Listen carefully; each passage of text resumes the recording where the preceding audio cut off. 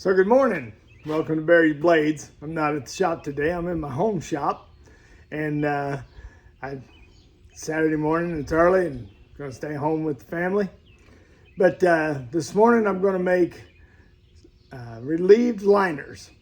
So when we talk about relieved liners, we start off, and our liners look like that. They're flat, and they're sanded, and they're milled, this is 416. Pretty thick there. I think it's 210 or 211 or something like that as far as thickness. Dang near a quarter inch. But you relieve this area, it gives you a pivot point, and what that pivot point makes it easier to open and close the knife. Plus, it doesn't allow the tang on the knife to get scratched up, and it makes for a much nicer knife.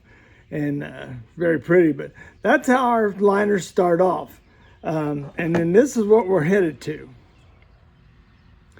We're wanting to relieve this edge and make a pivot point, and then give it an area for the sharpening choil, the kick, and every place to rest. And then right in here is about the bevel starting, and then the bevel sits inside the knife like that. Now, you look at that and you say, Ray, man, that's 20 thousandths. That's awful deep. It is. And I'm going to tell you why I do it so deep.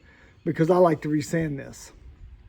And the reason I like to resand this is because when I thin this out and put my handle groove in there, or your recessed area for your handle, inevitably these warp.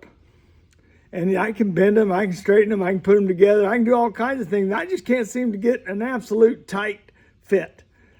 So I make them that deep so that I can sand it and get it cleaned up, and then it's flat, and we have a good mating surface. But you'll see, this is how we're going to mill it.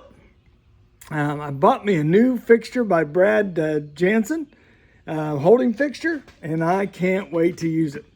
And because I've been doing this on a fixture that I made, and this is a fixture I made for the pivot pin as well.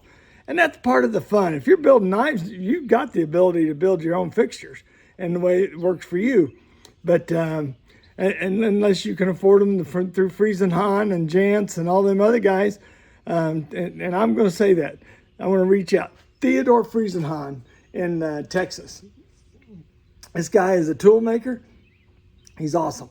Get a hold of him. He's got stuff that everybody's using, and they're really good.